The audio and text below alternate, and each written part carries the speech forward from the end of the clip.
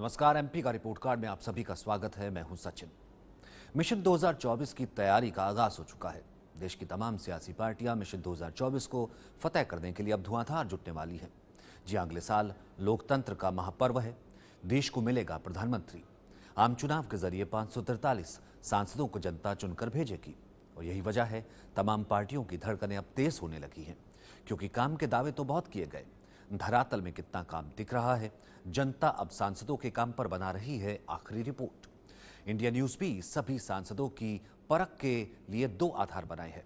पहला है संसद में सांसद का प्रदर्शन, मसलन संसद में उपस्थिति, प्रश्नों की संख्या, सांसद निधि का उपयोग और सांसद के तौर पर विशेष योगदान क्या है। और दूसरा आधार है हमारा ग्राउंड और टेलीफोनिक सर्वे। इन दोनों पैमानों पर सांसद का स्कोर उसके रिपोर्ट कार्ड का नतीजा बताएगा। जी हां, इंडिया न्यूज आपको सांसदों का हिसाब किताब दिखाने के लिए लेकर आया है देश का सबसे बड़ा शो, एमपी का रिपोर्ट कार्ड।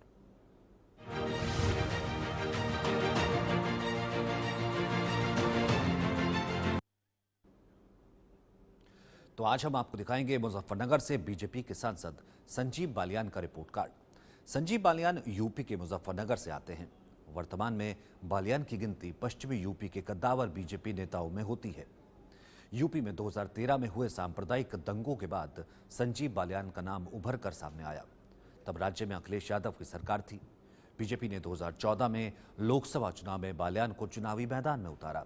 बालियान बसपा सांसद कादिर राणा को 4 लाख वोटों से मात देने के बाद जीत कर लौटे। 2019 में लोकसभा चुनाव में भी बीजेपी ने एक बार फिर से उनको मुजफ्फरनगर सीट से उतारा। इस बार उनका मुकाबला आरएलडी के राष्ट्रीय अध्यक्ष स्वर्गीय चौधरी अजीत सिंह से था। बालियान ने पश्चिम के कद्दावर नेताओं में गिने जाने वाले अजीत सिंह को करीब 6000 वोटों से मात देते हुए जीत हासिल की। जीत मिलने के बाद बीजेपी ने उन्हें फिर से मंत्री बना दिया।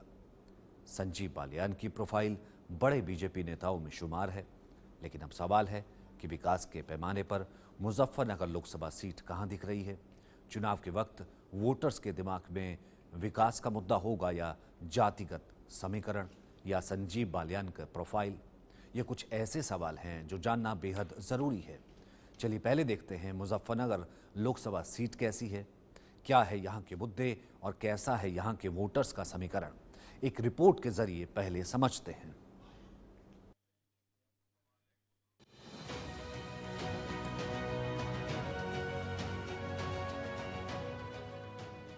मुजफ्फरनगर लोकसभा सीट। उत्तर प्रदेश के जाटलैंड से मशहूर मुजफ्फरनगर चीनी और गुड़ की मिठास के लिए जाना जाता है। इसे भारत का चीनी बाउल भी कहा जाता है।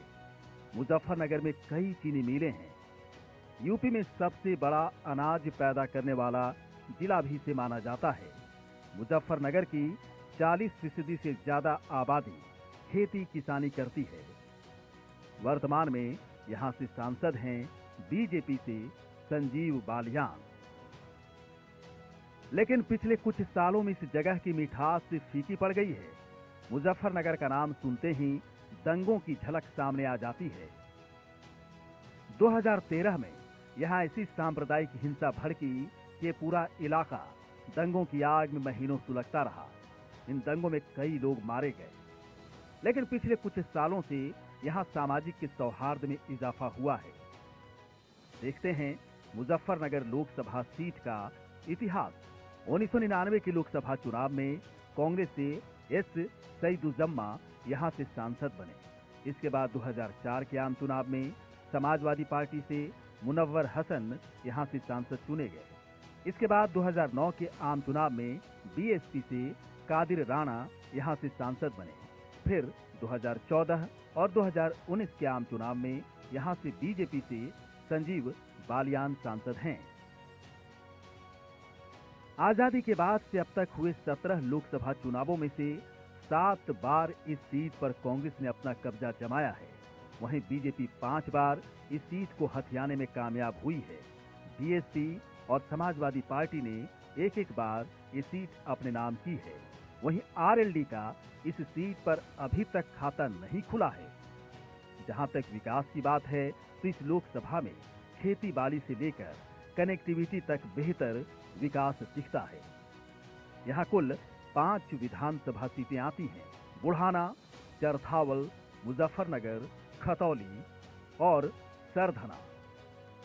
मुजफ्फरनगर लोकसभा सीट में करीब 17 लाख मतदाता हैं। इस सीट पर मुस्लिम और जाट वोटर मिलकर तय करते हैं कि किसकी जीत और किसकी हार होगी। चुनाव के वक्त वैसे पार्टी आधारित या प्रत्याशी आधारित वोटिंग होती रही है।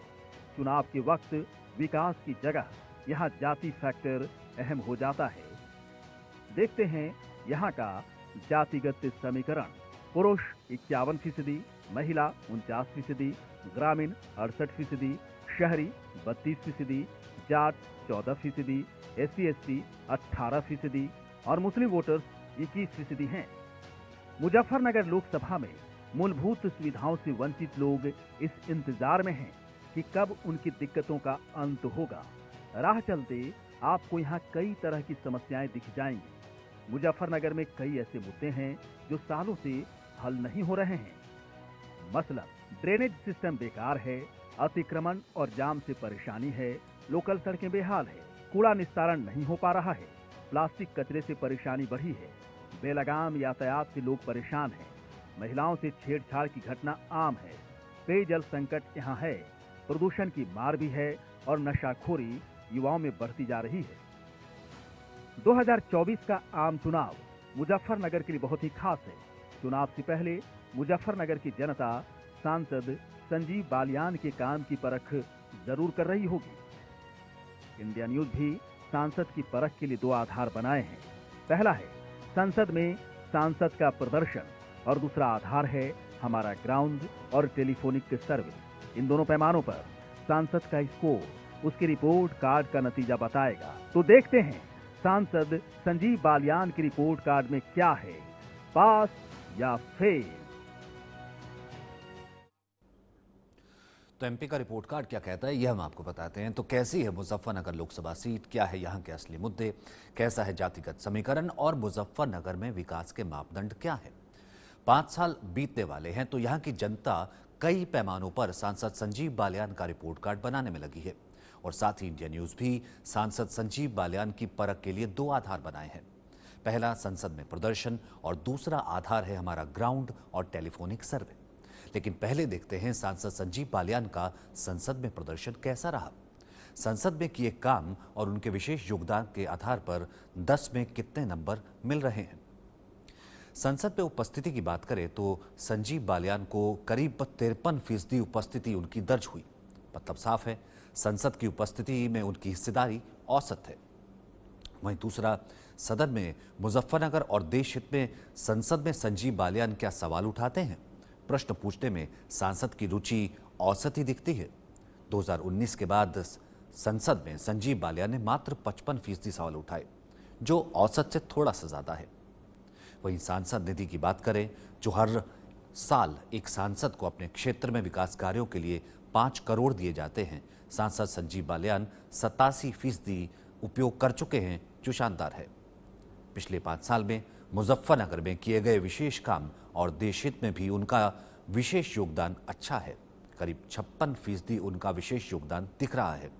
तो संसद में उपस्थिति, प्रश्नों की संख्या, सांसद निधि खर्च और विशेष योगदान के आधार पर मुजफ्फरनगर के सांसद संजीव बालियान को 10 में से मिलते हैं 6.2 नंबर, जो औसत से थोड़े ही ज्यादा है।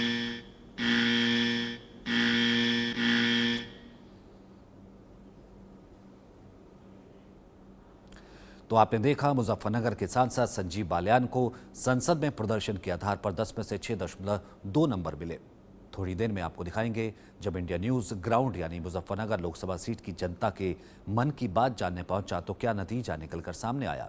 लेकिन उससे पहले मुजफ्फरनगर की जनता के दिल की आवाज क्या है, सुनिए। भाई हम तो अपना काम से कब खुश हैं, बस हम किसी के काम संसद से किसी नाम पे वोट करेंगे या किसी और? भाई हम तो मोदी के नाम से ही वोट करेंगे, कोई भी हो। कोई भी हो। काम से संतुष्टि तो शहर में देखा जाए तो काम हो रहा है, लेकिन अगर एक तरफा देखा जाए, एक तरफा काम हो रहा है। जैसा काम होना चाहिए था वो काम नहीं हो पा रहा है कि जो है एक तरफा कार्रवाई हो रही है कि मुस्लिम्स को जो है एक तरह से नकार दिया है भारतीय जनता पार्टी ने। लेकिन ये हमारे मोदी जी का नारा नहीं था। मोदी जी का नारा था सबका साथ सबका विकास। हम उसकी कमी लग रही है। ऐसा हो ही नहीं सकता जी, उन्हें कोई टिकट ना दे। टिकट नहीं मिलेगा उन्हें मिलेगा, बिल्कुल मिलेगा जी, तो क्या मोदी के नाम पे वोट दी जाएगी या संजीव बालियान के काम पे? बिल्कुल दी जाएगी जी, सबको दी जाएगी। हाँ जी, उन्हीं नाम से बहुत खुश है जी हम। हमारे मोहल्ले सड़क भी बन गई जो अब तक की नहीं बनी 10 साल से, और यहाँ भी एक भी पैसे नहीं दे रहे हम मेले में भी। इस बार बदलना चाहेंगे सांसद को या नहीं, संजीव बालियान रहेगा हमारा। आज हम सांसद साहब के जो हमारे सांसद साहब हैं संजीव बालियान जी, उनके वैसे कामकाज से खुश भी है और थोड़ा सा नहीं भी। क्या दोबारा उन्हें चुनना चाहेंगे? हाँ, चुनना तो नहीं चाहेंगे क्योंकि भाई सत्ता में सरकार है, हमारी बीजेपी की सरकार है। क्या नाम है आपका? रवि। इस बार जो मौजूदा सांसद है, क्या उनके कामकाज से संतुष्ट हैं आप? जी, किस आधार पे? काम अच्छा कर रहे हैं, साफ सफाई सारे उसमें, सारे जो भी अधिकारी में सब उनके अंडर में है, काम सही कर रहे हैं। हाँ जी, बहुत संतुष्ट है। जितने इन्होंने बहुत अच्छा काम करा शहर में, पब्लिक को कामयाब करा उन्होंने। क्या दोबारा भी इन्हीं सांसद को चुनना चाहेंगे आप? भाजपा को ही चुनना चाहेंगे हम, जिन्होंने अच्छा काम करा उन्हें ही चुना जाएगा। उनके काम से मैं बहुत संतुष्ट हो गई है। उन्होंने जो जो काम किया है शहर के लिए बहुत अच्छा किया है। सड़कें बनवाई है, पार्क बनवाए है, अपना ग्रीन सिटी जासिकानी पे बनवाया है, उससे हम बहुत संतुष्ट हैं। बहुत अच्छी तरह वो काम कर रहे हैं सर। जी बालियान जी को हम तीसरी बार भी अपना सांसद चुनना चाहेंगे क्योंकि हमारा एरिया बिल्कुल सेफ है उनके होते सी बातें। हम पूरे तरीके से संतुष्ट हैं क्योंकि मुजफ्फरनगर में जिस कावड़ को लेके जिस तरह पहले बवाल हुआ करता था वो सब नहीं होता बीजेपी के आने से। तो हम तो वोट पूरा ही हमारा सपोर्ट जो है संजीव बालियान जी को ही रहेगा। जो हमारे मुस्लिम बहुमूल्य क्षेत्र हैं, हमने तो वहाँ कहीं विकास की कोई धारा देखी नहीं। जिस तरह की ये बात करते हैं कि एक ही नारा है कि सबको एक ही प्लेटफार्म पे, एक ही नारा है, एक प्लेटफार्म पे लाना है या एक ही नज़र से देखा। हमने तो जितने भी मुस्लिम बहुमूल्य क्षेत्र देखे, हमारा पूरा खालापार क्षेत्र जो है वो कूड़े के ढेरों में तब्दील हो चुका है। खैर, इसमें तो कोई शक नहीं है, कद्दावर नेता के तौर पर देखे जाते हैं संजीव बालियान। जैसा आपने देखा कि संसद में किए गए काम पर संजीव बालियान को 10 में से 6.2 नंबर मिले। लेकिन क्या सिर्फ इसी नंबर पर वो पास माने जाएंगे?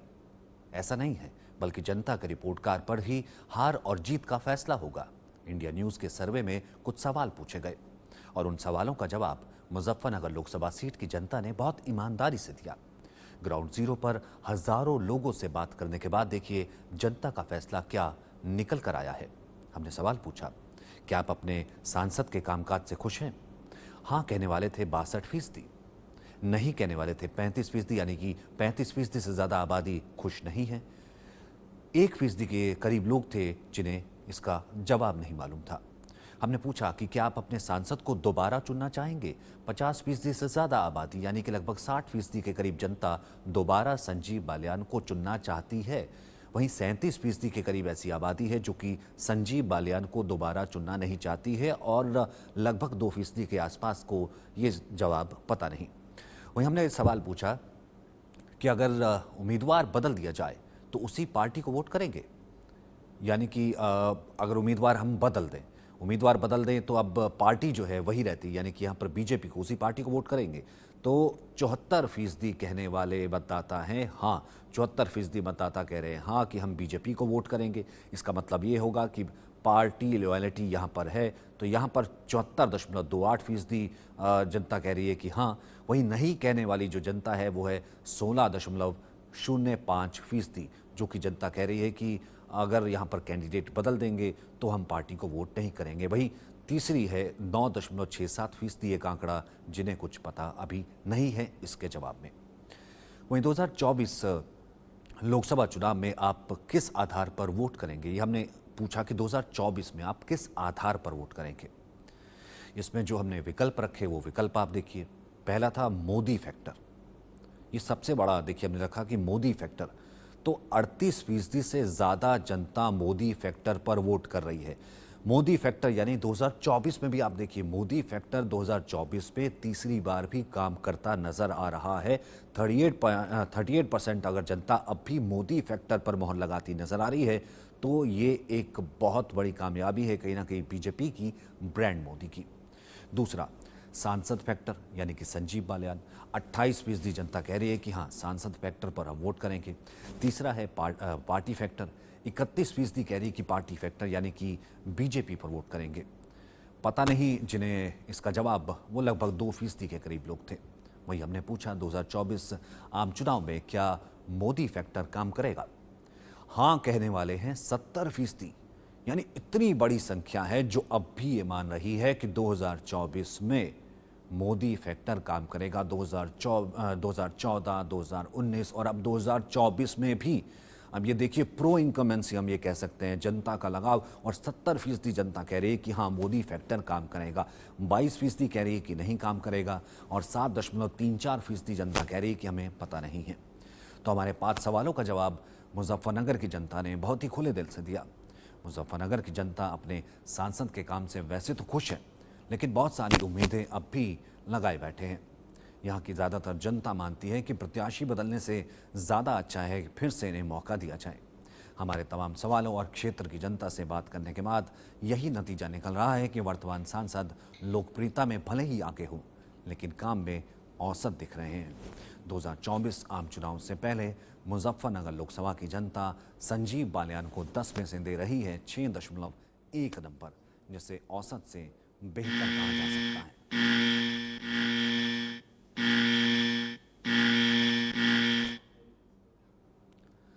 अब जानते हैं सांसद संजीव बालियान के रिपोर्ट कार्ड में क्या लिखा है। पास या फेल। संसद में किए गए काम जैसे सदन में उपस्थिति, प्रश्नों की संख्या, सांसद निधि का उपयोग और विशेष योगदान पर सांसद को 10 में 6.2 नंबर मिले हैं। वहीं मुजफ्फरनगर लोकसभा की जनता से जो सवाल पूछे गए उस आधार पर 10 में 6.1 मिला है। दोनों कामों को मिला दिया जाए तो सांसद संजीव बालियान जनता की उम्मीदों पर खरे उतर रहे हैं और इसीलिए मुजफ्फरनगर की जनता ने सांसद संजीव बालियान के रिपोर्ट कार्ड पर लिख दिया है पास।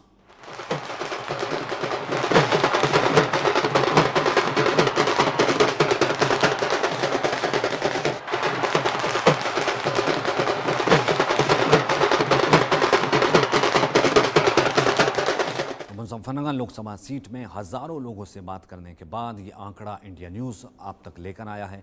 महिला, पुरुष, किसान, मजदूर, स्टूडेंट, कारोबारी से लेकर हर धर्म और जाति के लोगों से बात करने के बाद ये दिलचस्प आंकड़ा सामने आया है, जिसमें मुजफ्फरनगर के सांसद संजीव बालियान पास हैं।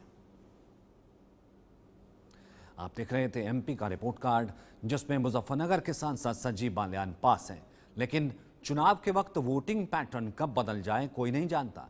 2024 में किस आधार पर मुजफ्फरनगर की जनता वोट करेगी, कहना बहुत ही मुश्किल है। एमपी के रिपोर्ट कार्ड में आज बस इतना ही। अगली बार मिलेंगे एक और सांसद महोदय के साथ। नमस्कार।